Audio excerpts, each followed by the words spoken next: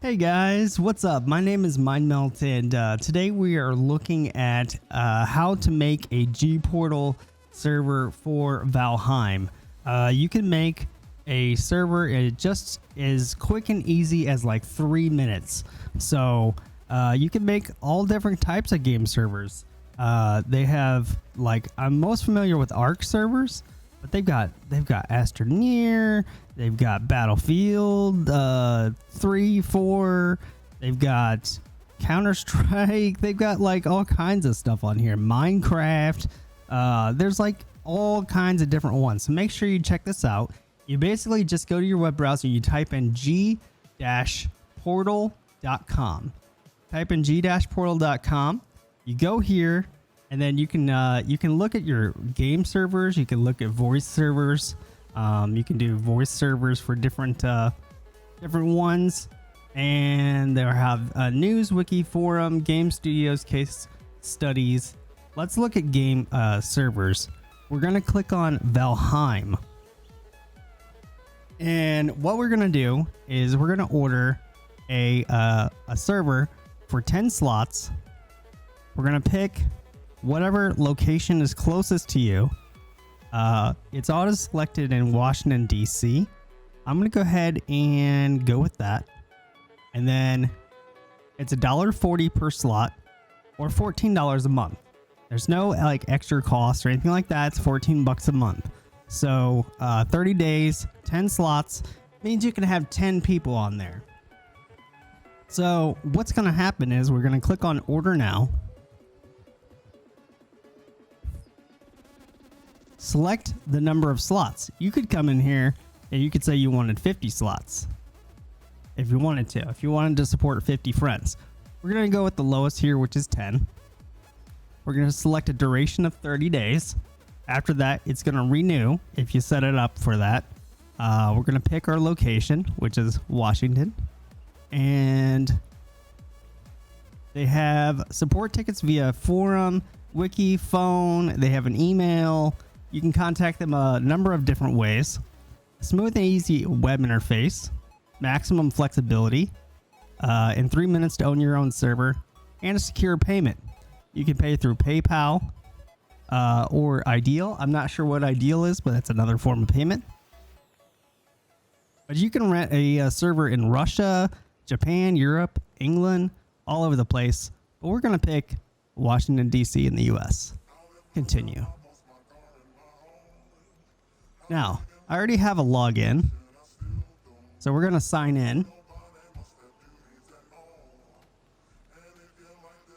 Just let me sign in here real quick.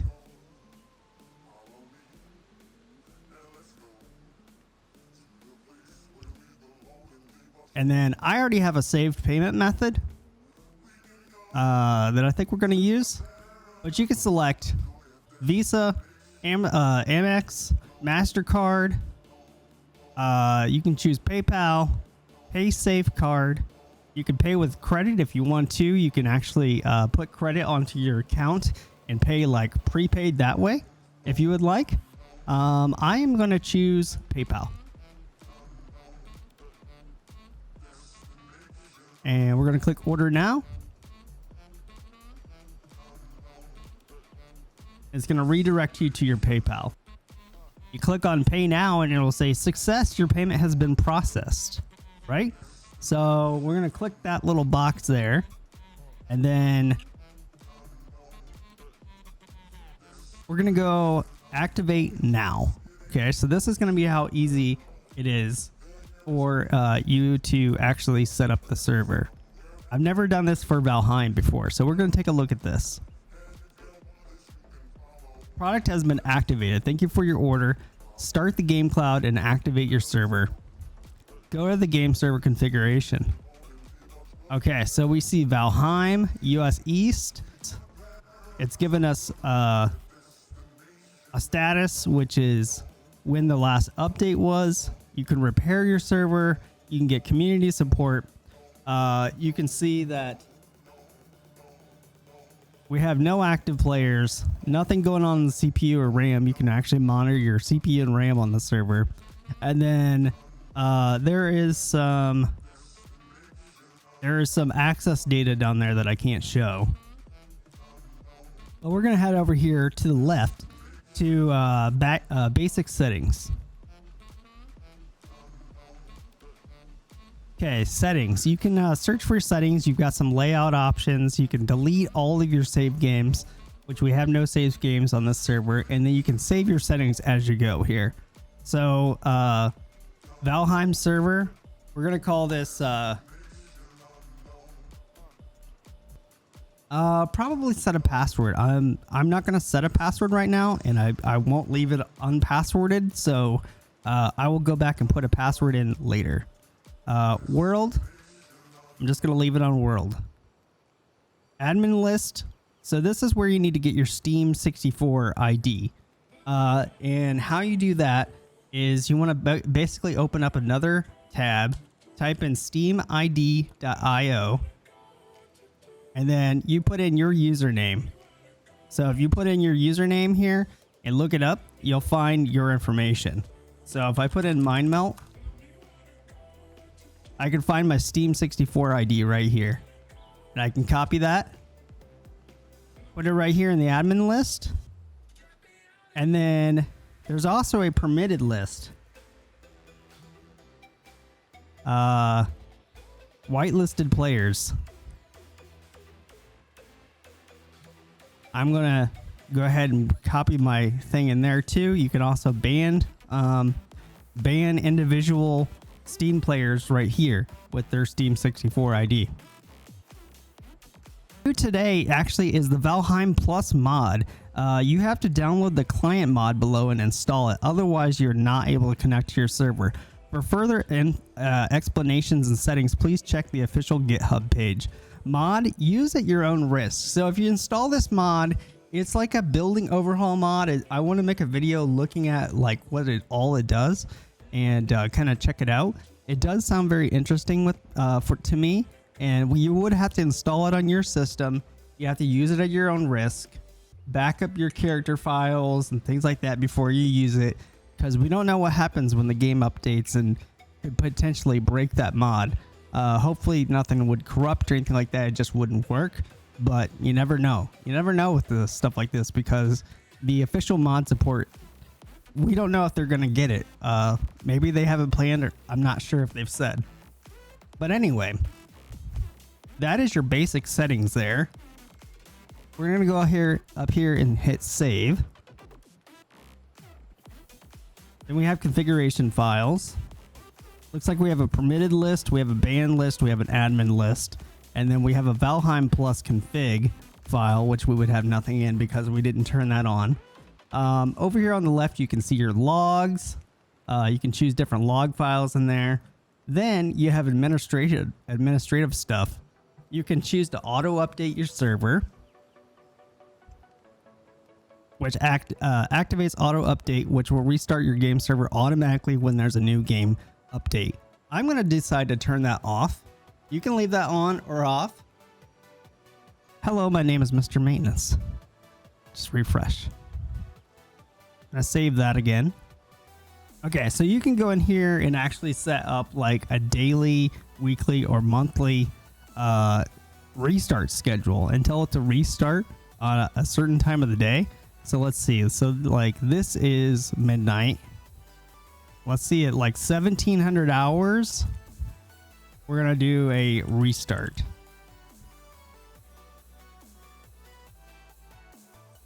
Should be when no one's playing. We just hit save on there. And then, yeah, day of the month, day of the week, no specific day of the week. It's just going to restart daily, time of day, 1700 hours, in server restart. And then you can delete these schedules if you need to. You can come in here and do a backup. This is how you run backups. So if you have your server and everything going, you can create backups. And, oh yeah, permissions. You can set other people to see who have access to your permissions for the server. So let's see if we like added something went wrong. I don't know. I don't have a person to add. But if I did have a person to add, you could add them in here and actually give them different permissions and stuff to update and restart your servers and things like that. Or you can actually give them full admin access, whatever it is that you need to do. But you can set people up right here in the permission settings. So let's go back to status. We're going to go online and we're going to get the server set up and going. We're going to run it once. And then I would recommend maybe like this is how we've always done it with Ark. We run everything once, let the world kind of generate. And then once it's done, usually we restart it after that. Say something goes wrong, you can actually, once you log in here, you can go over here to the left and there is a support link that you can click on and you can actually look at their wiki. You can look at their forums. You can submit a ticket or look at tickets that you have open, or you can write a ticket. So if you write a ticket, you just fill in the information, category, server, what your title is, describe your problem, and create a ticket, and they'll get back with you. Also, I wanted to mention another thing about the settings I didn't notice before. Servers without a password set of 6 minimum characters, so 6 characters or more, are not working. So please not use these, like some of these special characters, just like the A with the little things above it, the O and the U.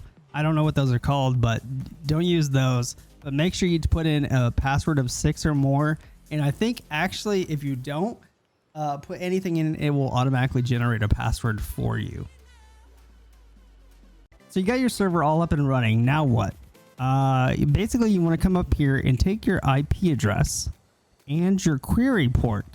What we're going to do is we're going to actually put this into Steam. So take note of your query port 28401, and I'm going to grab my IP address. Now your port and IP address is going to be different. Basically you bring up Steam, you go up to view, go down to servers, and it brings up a servers list. This is where you can add a server. So you go down to the lower right, add a server, and then we're going to put in our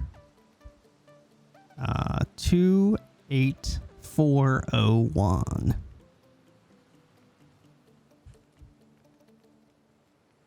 And we found our game. We're going to add the selected game to the server, and you are done. So I'll add in this link here in the description, but you can actually upload your own world into your Valheim server for G-Portal, and it has the instructions here that, you know, you basically set up your server, locate your save game on your computer, connect to the server through FTP, which is not hard to do. You just have to like download a program and then upload the worlds folder, start your server, should be good to go. There's actually a video here that shows what it is, and then it also gives you the information on the seed that you can find out what seed your specific server is running.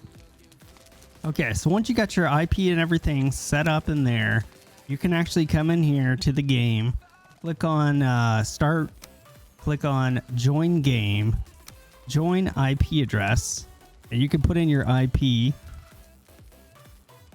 and click connect, and it should start loading for you. As long as you have the right IP address and port. That is the regular port, not the query port. And there we go. We're loading. You feel cold? All right, guys. Thanks for watching the video on how to set up a G-Portal server. You can do this pretty much for any of the G-Portal servers, game servers. So, and if you're interested, there is a link down below. I'll leave it in the comments and the description as well for 5% off of your first server with G-Portal. So make sure you check that out. Keep it sticky.